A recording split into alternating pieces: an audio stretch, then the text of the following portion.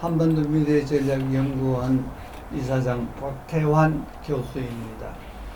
제45회 전문가 포럼에 참석해 주신 데 진심으로 감사드리며 환영합니다. 오늘 주제는 미중 전략 경쟁 시대의 타이완과 한국의 미래입니다. 발제하신 분은 왼쪽에 이상수 박사님, 그리고 토론자 6분 전문가 선생님을 먼저 소개해 드리고자 합니다. 지정 토론자는 우리 주최 측의 관례에 따라서 연장자 순서대로 소개해 드리려고 합니다. 오른쪽에 조성열 박사님, 그렇습니다. 경남대학 군사학과 초빙 교수이며 전 오사카 총영사님이십니다. 그 다음에 왼쪽에 김진호 의원님, 민들레 외교안보 에디터, 그리고 전 경향신문 논설위원이십니다. 환영합니다. 그 다음에 한평정책연구소 글로벌 외교센터장이신 왕선택 박사님, YTN에 매주 토요일 11시에 왕선택 프로그램이 있으니까 여러분 참조하시기 바랍니다. 그 다음에 한동대학 교수이시며 전 국립외교연구원 원장이신 김준영 박사님, 오래간만입니다. 반갑습니다. 그 다음에 우리 세종연구소 통일전략연구실장이신 우리 정성정 박사님, 저쪽에. 그 다음에 이제 정정 박사, 세종연구소의 중국연구센터장은 지금 오는 중에 있어서 오면 나중에 다시 소개드립니다. 오늘 특별 손님은 김한솔 준 박사, ABD라 그래요. All but dissertation, 그죠? 그렇게. 근데 현재 동국대학 북한학과 박사 과정에 있고 현 글로벌 피스 파운데이션으로 과장으로 근무하고 있습니다. 그 다음에 우리 연구원에 그 스텝을 새로 오신 분인데 좀 카메라를 하기 때문에 잘 볼 수 없지만 기성훈 대외협력 팀장님을 소개했습니다. 오늘 주제는 미중 경쟁 시대 타이완과 한국의 미래에 관해서 심층 분석을 하고자 합니다. 이상수 발표 논문은 신고전 현실주의자인 랜덜 슈웰러의 이익균형론 시각에서 미국과 중국의 대만 정책을 분석한 논문입니다. 이 논문에서 첫째, 중국의 핵심 이익 차원에서 중국의 대만 정책을 분석하였고, 둘째, 미국의 대만 정책은 전략적 모호성에서 전략적 명확성으로 진화한 요인을 분석하여 대만은 미국의 전략적 이익으로 그렇게 주장하고 있습니다. 셋째, 중요한데 대만 위기 시에 한반도에 미치는 영향을 분석하였고 이에 대한 한국 정부의 정책 대안을 건의하였습니다. 만약에 중국이 대만을 공격할 경우에 제3차 세계대전을 각오하고 미국이 과연 대만을 방어할 것인가? 그리고 한국도 참전할 것인가에 대한 발제자와 토론자의 견해를 듣고 싶습니다. 이상수 박사는 본 논문에서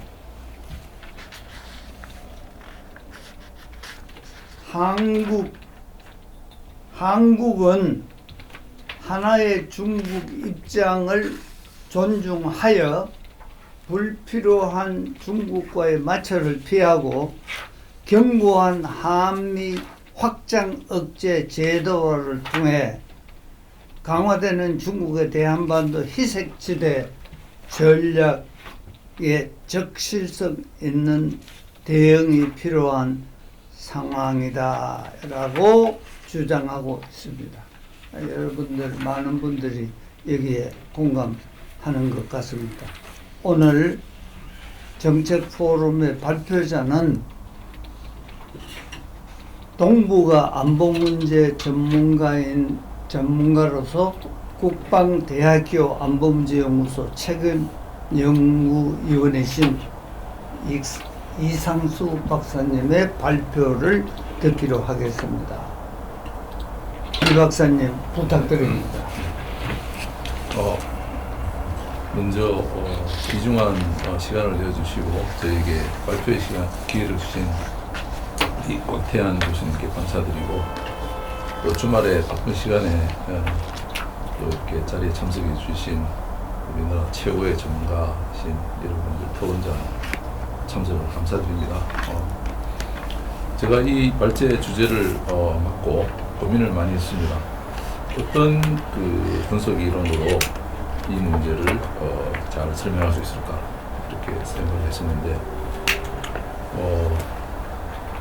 여러 문헌을 조사한 결과 랜달 스웰러의 그 이익 균형론 밸런스 오브 인터레스트 이 개념이 미중 간의 그 서로 충돌을 회피하고 상호 이익을 도모하는 적실성 있는 분석 이론이라고 판단돼서 랜달 스웰러의 이 균형 이론을 채택하기로 했습니다. 그 가운데서 이제 중국의 대만에 대한 이익, 국가이익, 또 미국의 대만에 대한 국가이익을 분석함에 있어서는 우리 곽태환 교수님이 한스 모르겐소의 그 내셔널 코어 인터리스트 개념을 그 창의적으로 조작화해가지고 세 가지 개념으로 분류한 그 개념을 일부분 도입을 했습니다. 그래서 중국의 대만에 대한 이익의 분량의 크기와 미국의 대만에 대한 전략의 이익의 분량의 크기 이거를 비교 분석하려고 시도를 했습니다. 그 결과 그 미국의 대만에 대한 전략적 이익은 중국의 핵심 이익보다는 좀 이렇게 약한 걸로 분석이 되고 과연 그 중국이 대만을 침공했을 때 미국이 보병까지 지원해서 대만을 지원할 것인가에 대해서는 여전히 퀘스천 마크로 남습니다. 대만 국민들의 여론조사에 따르면은 여전히 그 대만은 미국에 대해서 어느 정도 신뢰를 하고 있지만 실질적으로 대만을 전략 이익으로 활용할 뿐이지 그 병사들을 일꾼을 보내서 대만에 도움을 주는 그러한 것은 생각하고 있지 않는 것 같습니다. 그래서 결론은 그 대만과 한국이 결국은 그 핵심 이익을 지키기 위해서는 자주 국방력을 강화해야 한다. 이거로 결론을 맺었습니다. 그러면 이제 발표를 시작하도록 하겠습니다.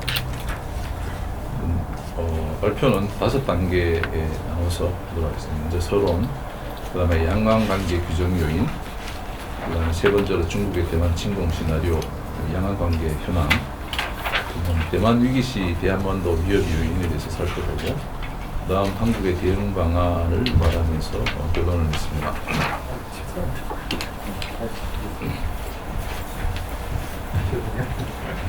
이제 분석 이론을 간략하게 설명을 드리자면은, 고전적 현실주의자들은 국가의 외교 정책이 국제적 시스템과 국가의 물리적 능력, 밀리터리 파워 내지는 이코노믹 파워에 의해서 결정된다고 보는 반면에, 본 논문이 채택한 신고전적 현실주의는 국내 요인, 국내 매개 요인이 외교 정책 결정에 가장 중요한 영향을 미치는 것으로 주장하고 있습니다.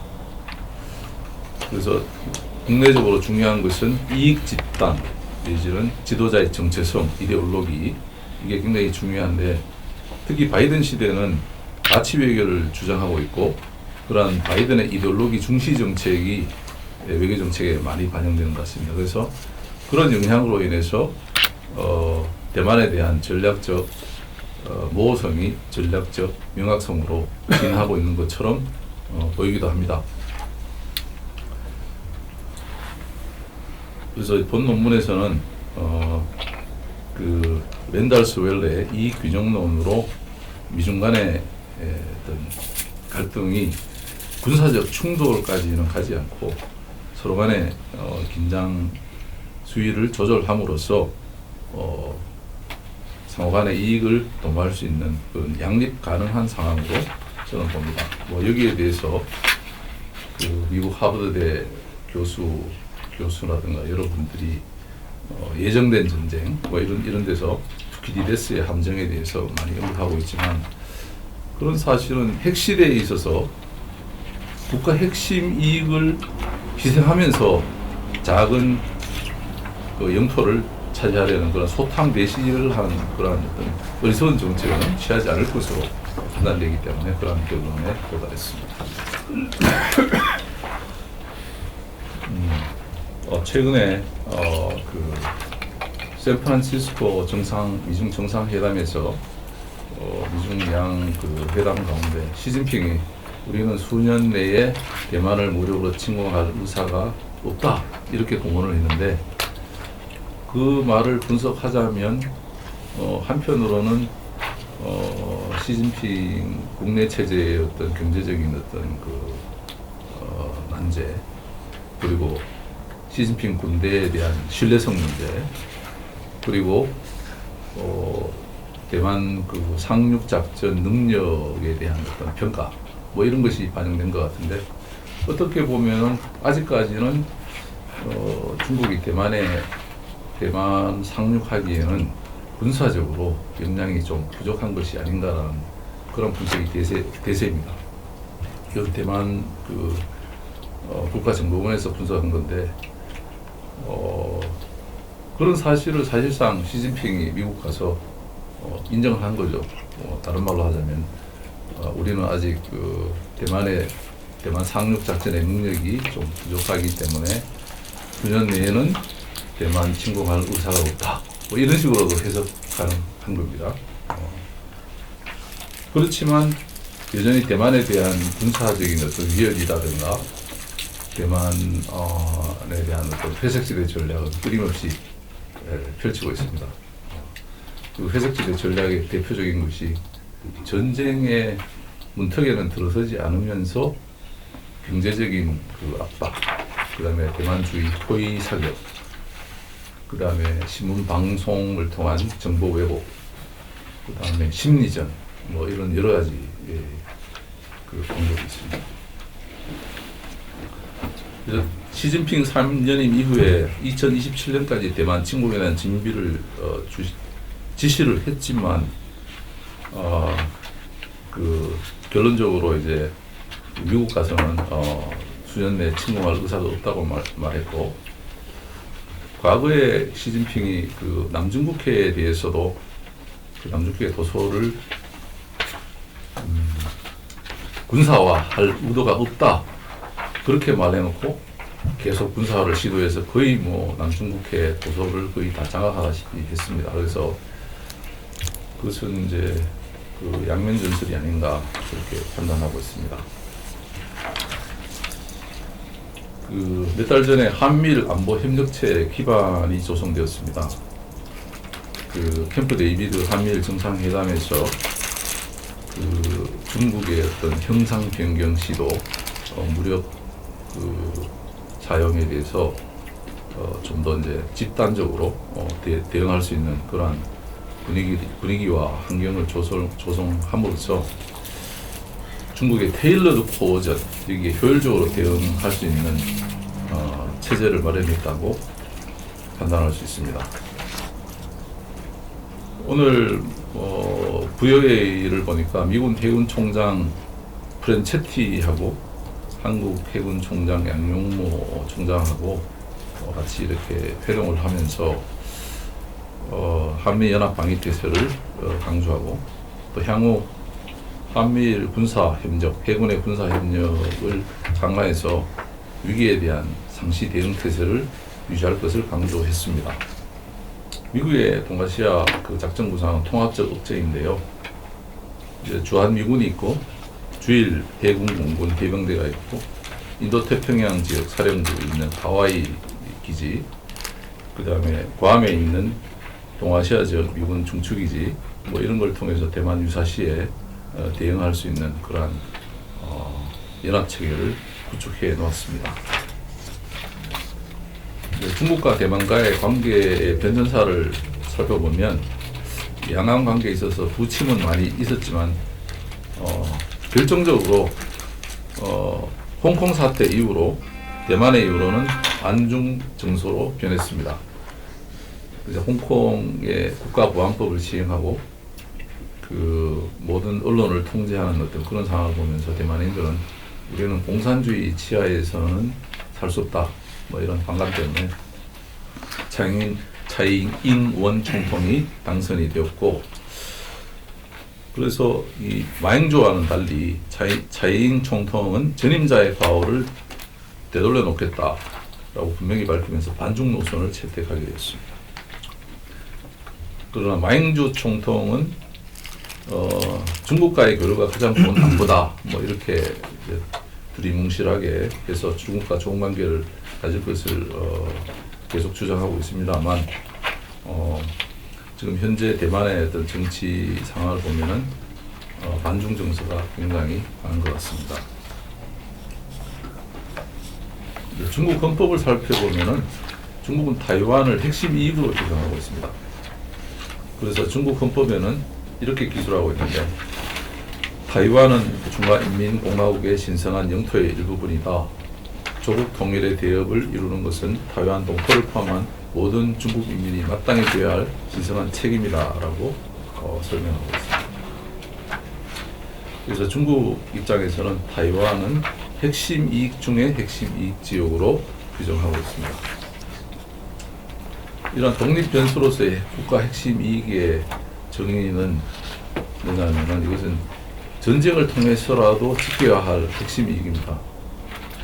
곽태환 교수님께서 지난번 통일 뉴스에 발표한 그 국제정치 컨플릭트를 분석하는 중요한 어떤 그 이론을 제시를 하셨는데, 그게 이제 한스 모르겐서의 국가 핵심 이익을 조작화해가지고 세 가지로 나눴습니다. 국가 핵심 이익은 지리 전략적 요인이고, 그 다음 역사적 관계고, 그 다음 지도자 선언을 중심으로 해서 분류할 수 있는데, 핵심 이익이라는 것은 전쟁을 통해서라도 지켜야 할 그런 사활적 이익입니다. 그래서 중국은 대만에 대해서 전쟁을 통해서라도 지켜야 할 사활적 이익으로 간주하고 있다는 말씀입니다. 다음으로 국가 핵심 이익 관점에서 본 중국과 대만과 관계를 분석해 보면, 중국의 대만 인식은 이렇습니다. 첫 번째로 지리 전략적 요인에서 중국은 대만을 핵심 이익으로 인식하고, 대만은 역사적으로 중국 영토의 일부로 인식하고 있습니다. 또한 중국의 대만은 중국의 서태평양 진출 관문이며 반도체의 주요 공급원입니다. 두 번째로 역사, 경제적, 정치적, 군사 관계 측면에서 중국의 대만 인식은 대만은 역사적으로 중국 영토이며 언어 및 문화를 공유한 지역으로 간주합니다. 세 번째로 지도자 선언 측면에서 중국의 대만 인식은 시진핑이 중국을 대만은 중국의 핵심 이익 지역 중의 핵심 이익 지역이다라고 분명히 선언을 했습니다. 그래서 지도자의 선언이 굉장히 중요합니다.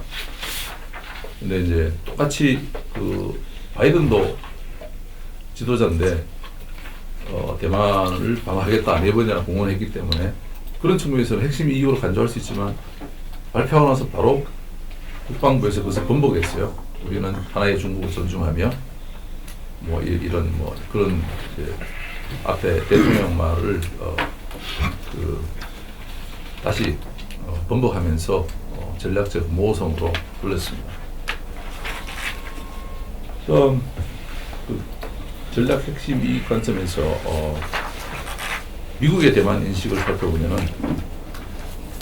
지리 전략적 요인 측면에서 미국은 대만을 전략적 이익 지역으로 인식해왔고 중국이 그 핵실험을 하고 탄도미사일을 개발하고 나서 대만과의 관계를 단절하고 그 유엔에서 그 중국 공산당 그 중공을 합법 정부로 인정을 해버렸어요. 그리고 대만에 주둔하던 많은 병력을 빼버렸어요. 그리고 이제 상정할 수 있는 몇 개의 이제 그 부서만 남겨두고 다 철수를 해버렸는데 그러면서 중국 앞에 있는 많은 열도들을 중국과 협상하면서 많이 양보하면서 넘겨버렸어요. 중국에. 그래서 그 의도는 뭐냐면 미국은 내심 중국하고 전쟁을 하면서 대만의 도서를 지키려는 의지가 좀 약해 보이는 그런 측면을 도정했습니다. 네. 그러면서 미국은 대만의 독립을 인정하지 않고 있어요. 현재도. 한편으로는 대만이 독립국가인 것처럼 계속 지원을 하고 있지만 그런 어떤 양면적인 면모를 보여주고 있습니다. 미국의 대만은 중국의 서태평양 진출 차단 및 대중국 글로벌 공급망 통제에 매우 중요한 전략적 이익 지역입니다. 그래서 강대국인 미국은 전략적 이익을 핵심 이익 지역으로 확장시키려는 경향을 보이고 있다. 또한 역사, 경제, 정치적, 군사적 관계에서 미국의 대만 인식은 민주주의 시장 경제를 공유한 지역, 가치 이념 공유를 한 거의 준 파트너, LI 정도로 이렇게 분류를 하고 있습니다. 그다음 그 바이든의 선언으로 대만에 대한 공약을 약속을 했는데요. 바이든은 중국의 대만 무력 공격 시 대만을 방어하겠다고 거의 4번이나 말했습니다. 그런데 국방부가 이거를 다시 번복했고 가치 동맹을 위해서 중국과 전면전을 선포하기에는 좀 무리가 있지 않나. 바이든의 말이 좀 무리가 있지 않나 뭐 이런 생각도 해봅니다.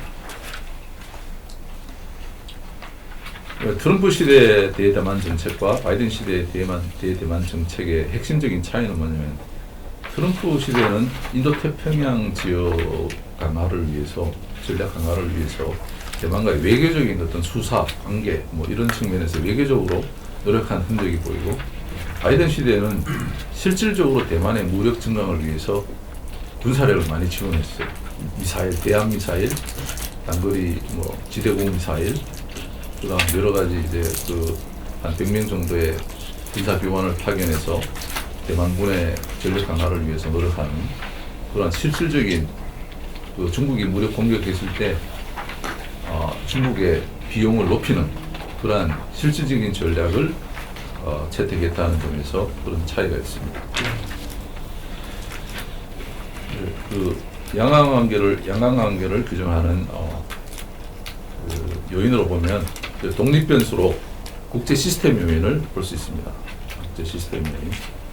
그것이 이제 그 미국과 중국과의 어떤 관계인데 그러한 미중 관계가 양강 관계를 규정하는 독립적 요인이 될 수 있습니다. 이제 미국은 기본적으로 그 전략적 모호성을 유지하면서 표면상 하나의 중국을 지지하지만 타이완의 독립 공간을 허용하는 전략으로 타이완의 무기 판매와 중국의 동아시아 패권 확장을 견제하는 이중적인 외교 전략을 구사해 오고 있습니다. 그래서 이제 하나의 중국을 무시하는 그런 미국의 정책이 나올 때마다 중국은 대만에 대한 포위 사격, 한포 사격, 뭐 이런 그 항공식별구역을 침범한다든가 이러한 어떤 무력 위협으로 대만의 어떤 그 대만에 대한 심리전을 전개를 하고 있습니다. 지난 8월 31일까지 나온 통계 자료인데요. 그 중국의 군용기업 타이완 에이리즈 항공식별구역 침범 횟수를 보면 상당히 많습니다. 타이완 주변에 포착되는 중국 군용기가 한 420대, 군함이 180척이나 되고요. 최근까지 계속 이어지고 있습니다. 이러한 중국의 무력 위협 형태는 앞으로도 계속 지속될 것으로 전망됩니다.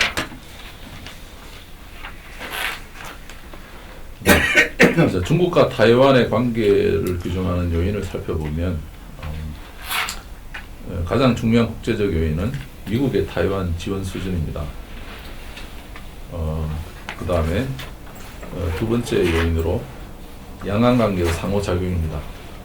양안관계에 있어서 살펴볼 것은 그 중국 내의 내셔널리즘, 민족주의, 대만은 반드시 통일해야 한다. 그런 어떤 강한 민족주의가 있으면 침략의 성향이 강해지겠죠.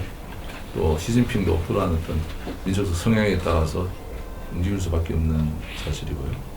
대만 내부에서도 그 독립 성향이 강하면 강할수록 중국의 무력 침략을 도발할 수 있는 그런 것을 부추길 수 있습니다. 대만 내부의 어떤 독립 성향, 민주당의 독립 성향도 그 양화관계를 규정하는 중요한 요인이 될 수 있습니다. 그 다음으로 국내 요인과 연관성인데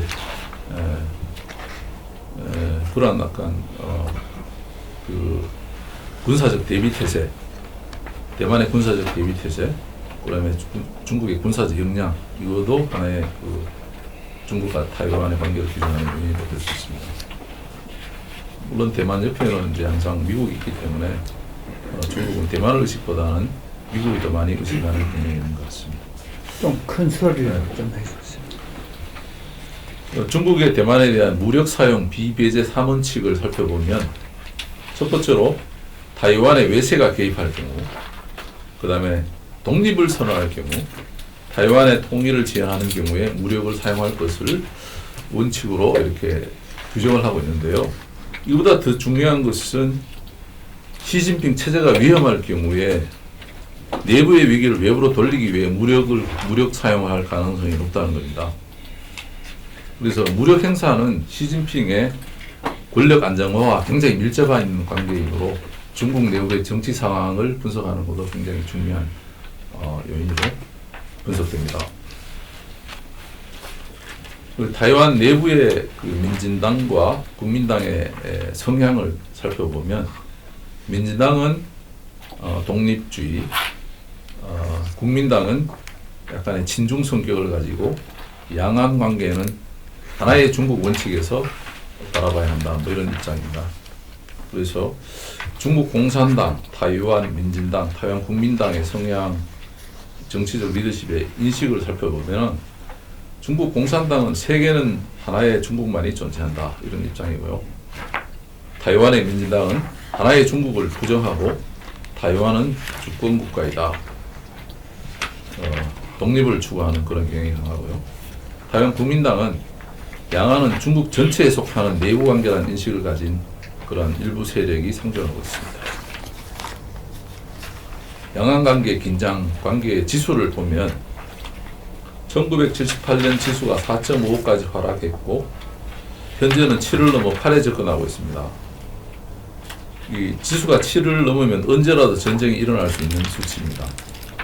이러한 지수는 뭐 여러 가지 방법에 의해서 측정이 되는데요. 무력 충돌 횟수, 그 다음에 뭐 지도자의 어떤 그 태세, 지도자의 태도 뭐 이런 거에 의해서 신문에 난 어떤 여러 가지 관계 그런 거에 의해서 측정을 합니다. 제주평화연구원에서 평화지수를 연구하고 있는데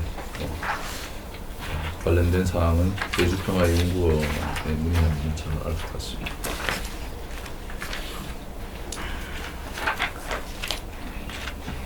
그래서 타이완이 왜 중요한가? 우리에게 왜 중요한가? 타이완은 인도태평양 안정의 근간이기 때문에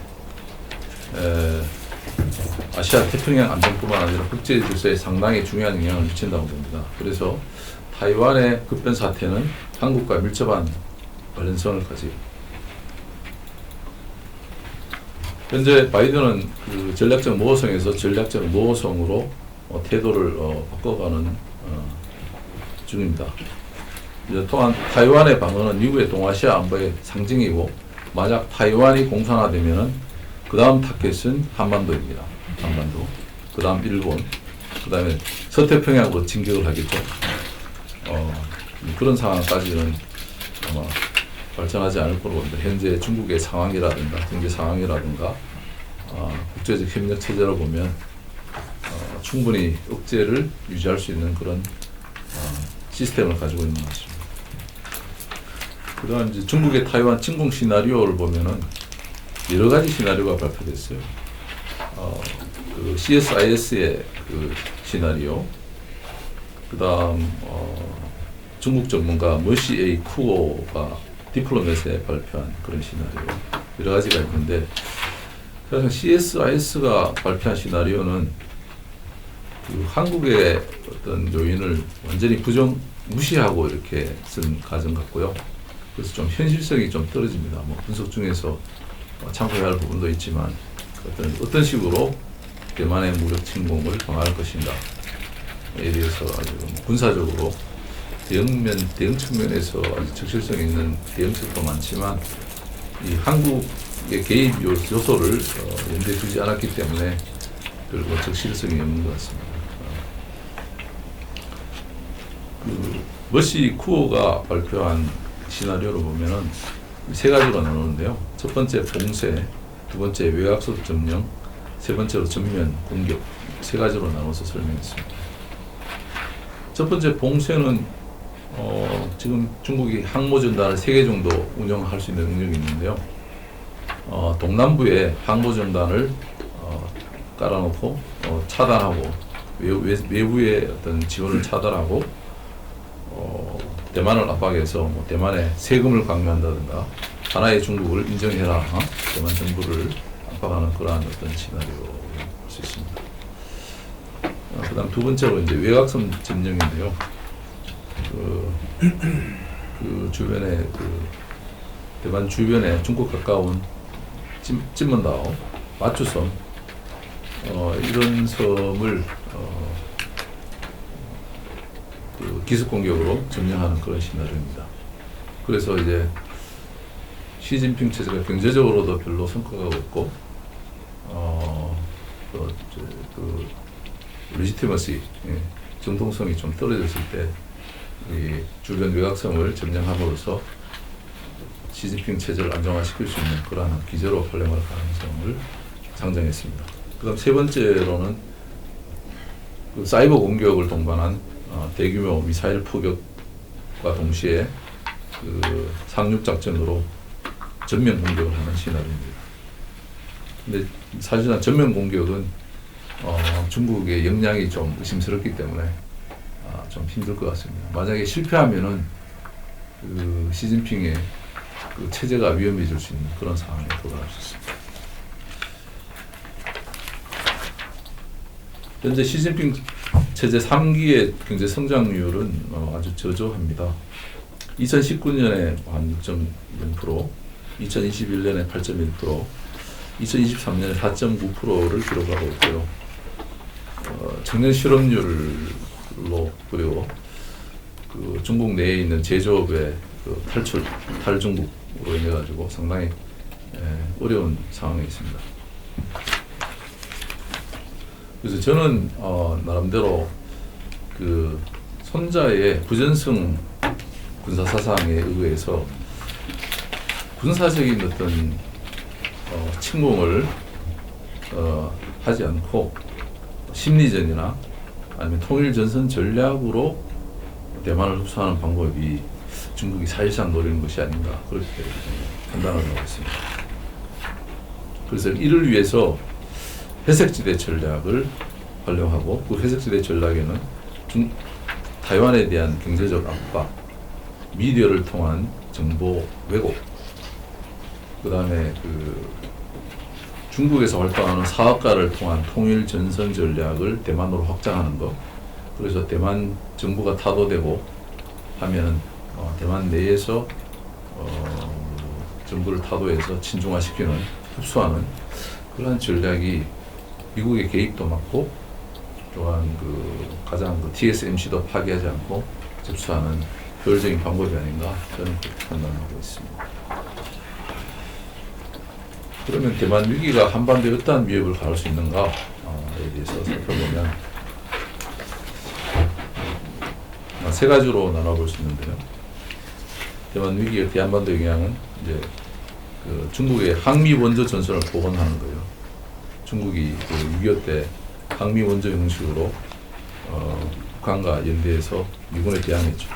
마찬가지로 대만 사태에 이러한 국정 간의 협업이 있을 수 있다는 거고요. 그 다음 이제 대만 위기가 발생하면 위기가 고조되면은 미중 간의 협력 기대가 어렵기 때문에 우리가 추진하는 한반도 비핵화 평화체제 구축에 난항을 가져올 수 있습니다. 또한 주한미군 대만 투입으로 인한 전략적 유연성 이런 문제가 이슈화되어서 대만 파병에 국회의 동의를 받는다든가 이런 사태가 발생할 수 있습니다. 대만 사태의 대한국 위험을 구체적으로 살펴보면은 대북 전력 공백, 그러니까 에이브람스가 이제 만약에 대만 위기 사태가 발생하면은 주한미군을 파견할 것이다 이런 식으로 이렇게 언급을 했는데 대북 전력 공백이 생깁니다. 그 다음에 중국의 한국 미군 기지에 대한 선제 타격이 있을 수 있습니다. 왜냐하면 평택에 있는 공군 기지에서 바로 대만으로 발전할 경우에 원점 타격이 대상이 될 수 있습니다. 그리고 그렇게 되면은 한국은 자동적으로 연루될 수밖에 없고 또한 평택 기지는 민간 항공하고 군용 항공을 같이 사용하고 있기 때문에 민간에 대한 공격이 됩니다. 바로 만약에 이제 중국이 평택 기지를 때리면 그럼 우리는 개입하지 않을 수밖에 없는 그런 상황에 빠질 수 있습니다. 그래서 중국이 타이완을 공격할 시에 제한전이든 확전이든 한미동맹 하에서는 한국이 연루될 개연성이 상당히 높다. 이렇게 판단할 수 있습니다. 또한 대만 해협이 봉쇄됨으로 인해서 물류 이동 차단은 한국에게 엄청난 경제적 부담으로 다가올 수 있습니다. 최근에 한미일 군사 동맹이 강화되고 있고 이런 군사 동맹 강화로 인해서 우리가 또 이렇게 앞으로 주의해야 할 사항은 그렇습니다. 중국의 일방적인 현상 변경, 동중국해 이런 데 있어서 일본과 충돌이 발생할 경우에 한국도 같이 연루가 됩니다. 일단은 삼국 중에 하나가 침공을 받으면 같이 협의한다 그랬거든요. 3자간. 그래서 한미일이 같이 협의를 하게 되고 또한 만약에 협의를 하면 한국이 중국의 어떤 군사적인 위협에 시달릴 수가 있고 또한 미국이 또 한국의 군사적 기여를 요구할 가능성이 또 제기가 됩니다. 그래서 거기에 대해서 어떻게 대응해야 될지 상당히 지혜가 요구되는 그런 상황입니다.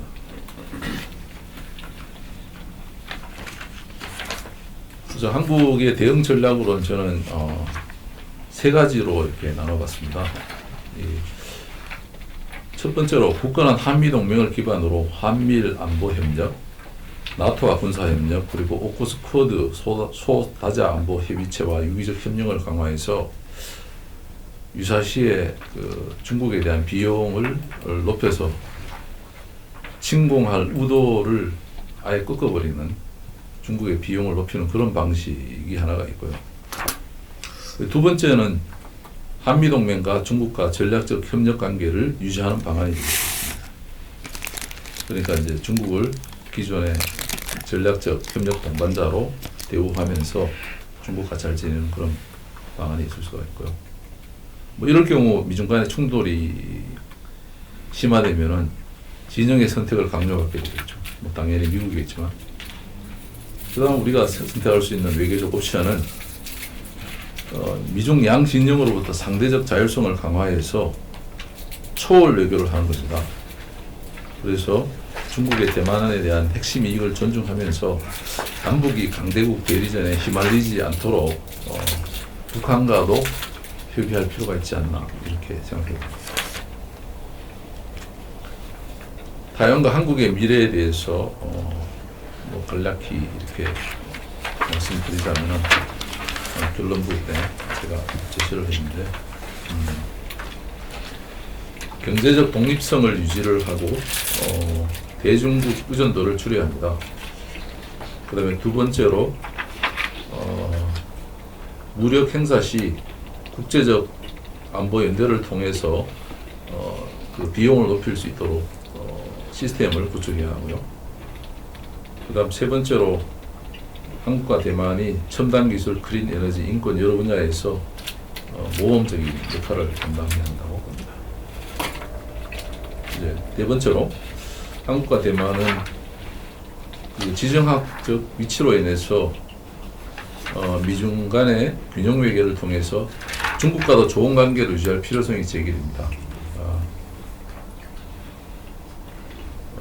그렇게 함으로써 한국과 대만이 미래를 개척할 수 있는데, 뭐 이 자주국방 강화에 대해서는 핵무기를 독자적으로 개발함으로써 억제 체제를 유지해야 한다, 이렇게 주장하시는 분도 있고, 아니면 미국의 확장 억제를 믿고 미국 주도에 협력하는 그러한 방향으로 그 당시 바람직하다 이렇게 생각하시는 분도 계실 것입니다.